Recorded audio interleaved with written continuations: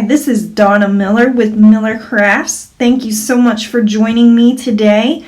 We are going to learn how we got that insert on there where I had the word lift and I had the sentiment on there. So I'm going to show you how to do that with slicing and attaching and using the curved font on here. So what I'm going to do is I'm going to move that Father's Day away, and I'm going to hide all of the other pieces out of the way because I just want to have just that Father's Day in focus. So I'm going to come over to the right hand side and click the eyeballs on the layers panel on each one of these items. So I'm just clicking the eyeball and that will hide what you don't want seen on here. So we're going to go ahead and hide everything on there. And then this is what the part that we're going to want. So I'm going to take that and hit the duplicate button. And then I'm going to hide that piece. And then you're going to hit the contour button.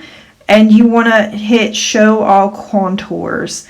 And that will give you that square. And you don't have to click each individual piece if you hit that button. So now that I have that square on there, we're going to bring in a circle, and I'm just going to size down the circle, and I just picked a random size. There wasn't really any rhyme or reason to it. And I'm going to click the circle, and then you want to hold the shift on there and click the gray on there, and then hit align center horizontally, and that will make sure that your circle is in the center there and it's not off-centered. So once you have both selected still, then the slice button will be available and you will hit the slice button. And then you can take your circle and just delete that out because you no longer need that. And then we're going to bring in the words and we're going to type in lift on here. So I'm just going to type that in. It takes me a little bit of time to type. So I'm typing in the word lift, and I'm going to change that from a cut under the style to writing, and then you're going to see that it's no longer bold looking because it's writing. And I'm going to size that down because it's a little too large. And then you'll see the curve button is now available, and I'm going to hit the curve, and I want it to curve up, so I'm going to move that to the left. Now if you're using an iPad, you cannot curve text yet on the iPad. That's a feature I'm thinking will probably be available at some point in the future, but who knows when they'll make that available. So right now you can only do this on a desktop. So I'm messing with the curve and I'm realizing that it's not quite the way I like it because I can't get it to fit that circle that I have on there already, but I can get it close enough.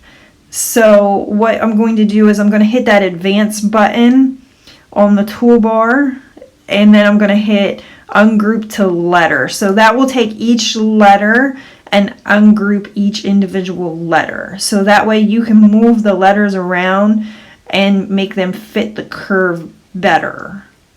And so the F never did twist or anything, so I had to manually twist the F letter to make it go the way I want it to go. So I think that looks pretty good right there. I'm just gonna make some final adjustments.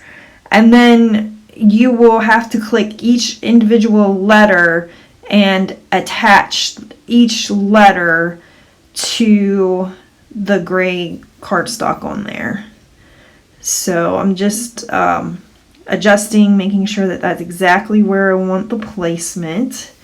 And I think that looks pretty good. So we're going to start attaching these now. So I'm going to click on each individual letter and the background, and then I'm going to hit attach on the layers panel. It's on the bottom over here on the right side in the middle, and that made all the other letters go to the back. So I have to send that to the back, click each letter and hit attach button, and then again send this to the back, click your letter, hit the attach button, and then send to the back,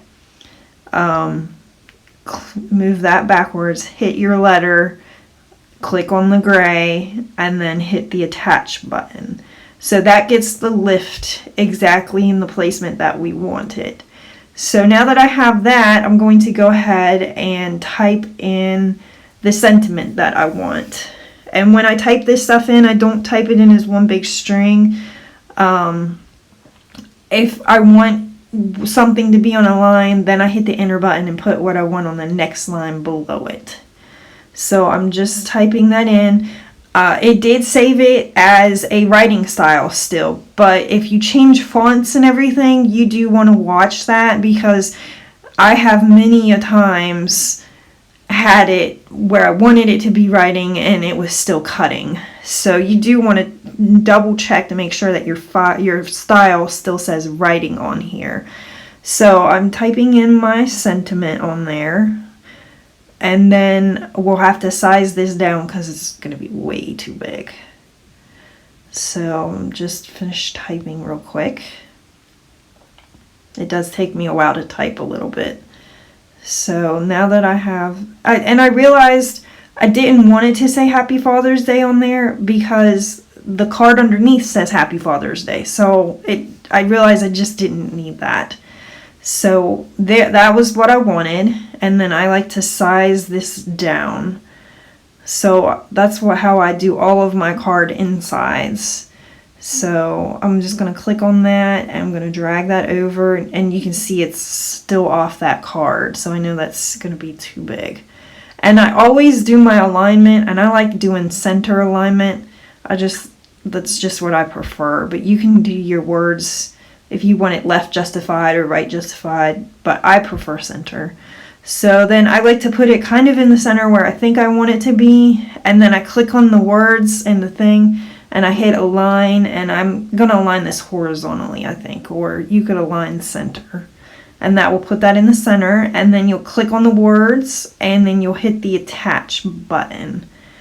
And then once you have those attached, and make sure you attach it, because if you don't attach it, then it's not going to print on that cardstock, and it'll be off to the side when you send it to the mat. So you can always hit make it and check your mats to make sure that it's exactly the way that you want it.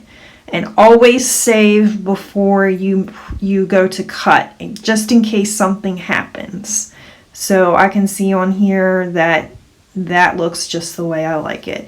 So I hope you learned something about Design Space today. Thank you so much for joining me, and I hope that you have a wonderful day.